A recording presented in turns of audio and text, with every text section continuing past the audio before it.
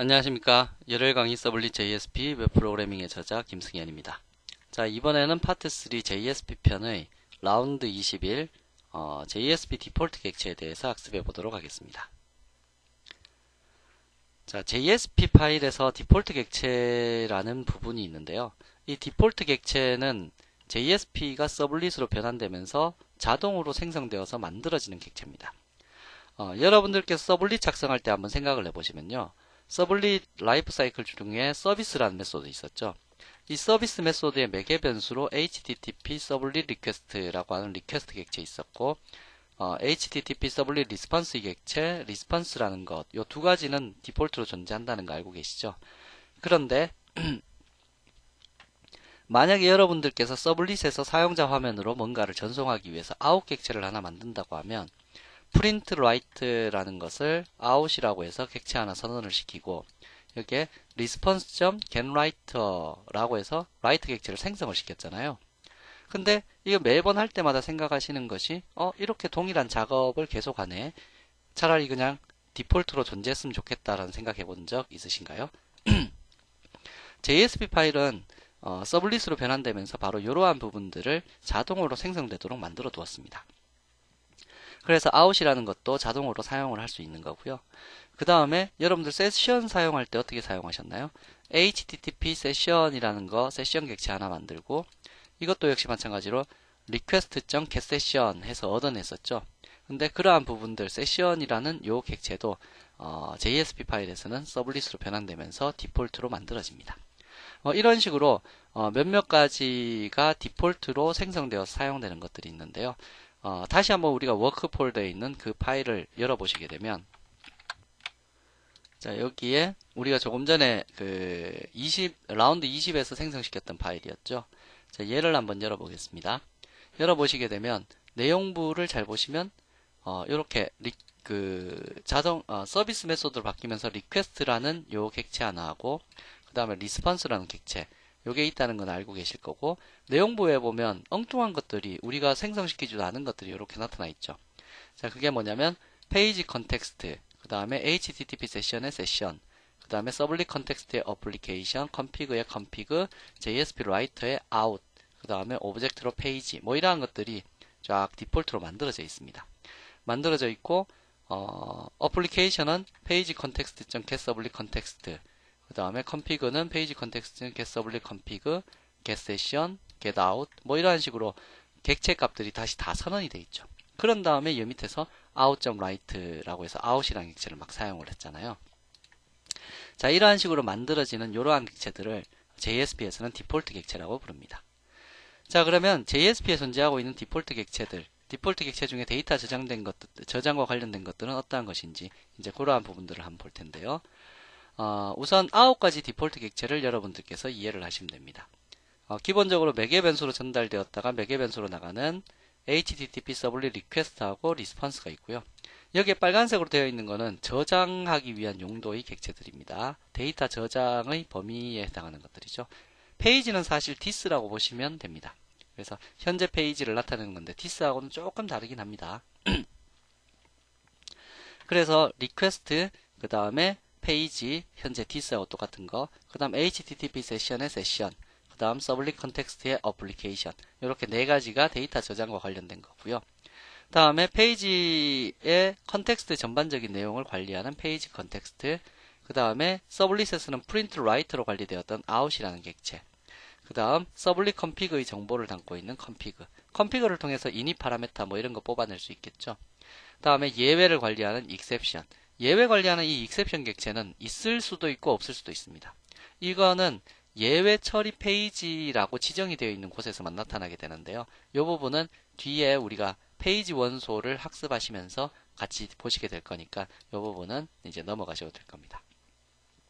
그래서 다음과 같은 9가지 객체들을 여러분들이 디폴트로 사용할 수 있다라는 겁니다. 자, 한번 그러면 정말 이용이 가능한지 한번 볼까요? 자, 예제를 하나 만들어서 처리해 보도록 하겠습니다. 자, 21번째 프로젝트가 될 거고요.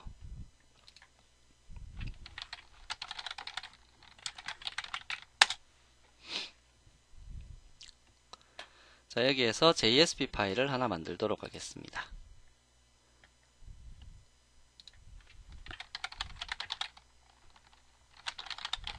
자, 디폴트 test.jsp 라고 해서 하나를 만들 거고요. 여기에 첫 번째로 리퀘스트 같은 거를 사용할 수 있다고 했었죠. 만약에 여기에 매개 변수가 넘어왔다라면 매개 변수를 받아들일 부분이 필요한데, 상단에다가 스크립트 렛을 작성해서 매개 변수를 받아 볼게요. 일단 HTML 코드 들어가기 전에 상단에서 매개 변수 넘어온 것들은 받아내면 되겠네요. 한글화 처리를 위해서 request.setCharacterEncoding, 이거 뭐 서블릿에서 이제 하던 내용 그대로 이제 처리를 하는 거죠. 자, 그런 다음 스트링 name에다가는 request.getParameter. 자, 이러한 식으로 리퀘스트가 어딘가에 선언된 것이 보이지도 않는데 지금 리퀘스트 써도 오류가 없죠. 이러한 것들이 바로 디폴트 객체라는 겁니다. 자, 다음에 사용자한테 응답을 하고자 할 때 한글이 포함된 것을 응답한다 라고 하면 아래에 있는 요 내용들이 출력되기 전에 뭐라고 적어야 되냐면 response.setCharacterEncoding 하셔서 uc-kr 뭐 이러한 식으로 세팅을 해서 한글의 내용들도 정상적으로 전달될 수 있도록 만들어 줄 수 있겠죠. 이러한 부분들이 나중에는 이제 그 상단에 있는 페이지 원소에서 뭐 이러한 것들로 대체가 되어서 사용되기도 하는데요. 일단은 그냥 강제적으로 한번 지정을 해본 겁니다. 이런 객체들이 디폴트로 존재한다 라는 거고요. 그 다음에 내용부에서 안녕하세요 라는 글자를 찍으려고 합니다. 그러면 그냥 사실 안녕하세요 라고 이렇게 기재를 하셔도 되는데, out이라는 객체가 있다는 것을 보여드리기 위해서 스크립트 렛을 또 사용해 보도록 할게요. 여기에서 안녕하세요 라는 글자를 out.println 하셔서 좀 굵은 글씨체로 안녕하세요.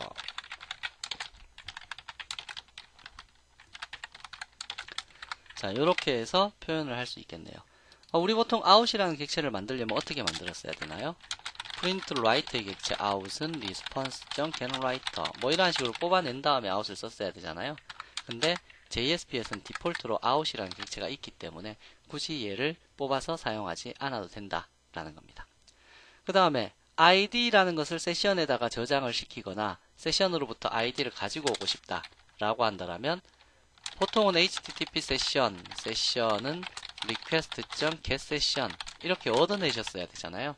근데 이건 역시도 디폴트로 존재하고 있습니다. 그렇기 때문에 session.setAttribute 해서 id는 kimsh 이렇게 저장을 시키실 수도 있고요. 나중에 필요한 영역에 가서 세션을 가지고 올 때는 string id는 스트링 형태로 형변환시킨 session.getAttribute id 이렇게 가지고 와서 사용하더라도 지금 오류 메시지가 하나도 안 뜨죠. 다시 말하면 세션이라는 요 영역 자체도 디폴트 객체로 존재하고 있다라는 얘기입니다. 그리고 이제 초기화 파라메타, 우리 JSP에서 초기화 파라메타를 등록하고 그 다음에 JSP에서 이제 초기화 파라메타를 가져와서 사용하는 방법은 string init param param을 가지고 온다라고 하면 config라는 객체를 통해서 get init parameter 라고 해서 init data. 자, 초기화 데이터라는 것을 config를 통해서 이렇게 가지고 올 수 있는데, 이러한 config도 디폴트로 존재하고 있다는 겁니다. 자, 이 초기화 파라메터는 제가 그 서블릿에서 초기화 파라메터 설명할 때 JSP도 web.xml에 등록할 수 있다고 그랬죠. 서블릿은 우리가 web.xml에 계속 등록을 했었는데, JSP는 web.xml에 등록을 안 했었죠. 안 했었는데 실제로 등록을 하실 수도 있습니다. 여기에 디폴트 test.jsp를 굳이 등록을 하겠다라고 한다라면 서블릿처럼 얘도 어차피 서블릿으로 변환될 거기 때문에 서블릿 name은 디폴트 JSP 디폴트 테스트라고 하는 이름으로 뭐 저장을 하시면 될 거고요. 뭐 이름은 관계없습니다. 자, 여기에 서블릿 클래스가 아니라 JSP 파일은 어떠한 거를 사용할 겁니까? 디폴트 test.jsp. 자, 얘를 등록하겠습니다. 뭐 이러한 식으로 서블릿을 등록할 수 있어요. 근데 지금처럼 이렇게 init param, 다시 말하면 초기화 데이터를 이렇게 가지고 와서 사용하는 경우가 있다 라고 한다면 요 AA라고 하는 요 이름을 어딘가에 등록해 놓고 그 값을 빼왔어야 되겠죠. 이 AA를 등록할 때는 다음과 같이 서블릿으로 선언한 다음에 초기화 파라메타를 init param 파람 name은 AA, 파람 value는 KIMSH. 뭐 이러한 식으로 등록을 해서 사용할 수 있다는 거죠. 그래서 초기화 파라메터 전달할 때는 서블릿에 이렇게 등록을 하셔야 될 거고요.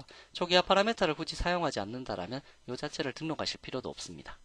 물론 밑에다가 서블릿 매핑 같은 것도 굳이 잡아주지 않으셔도 JSP는 다이렉트로 호출되어서 처리가 되기 때문에 관계없이 사용을 하실 수가 있고요.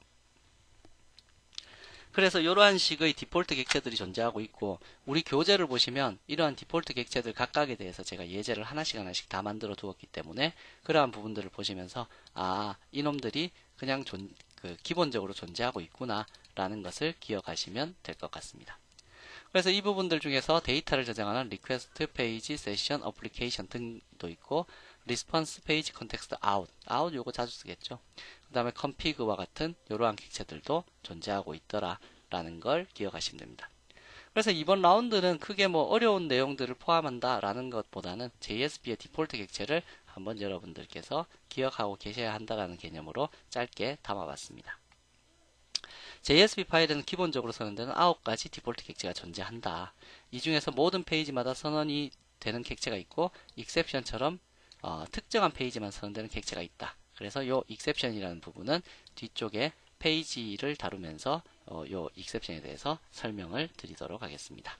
자, 이번 라운드는 짧게 여기서 마치도록 하겠습니다. 수고하셨습니다.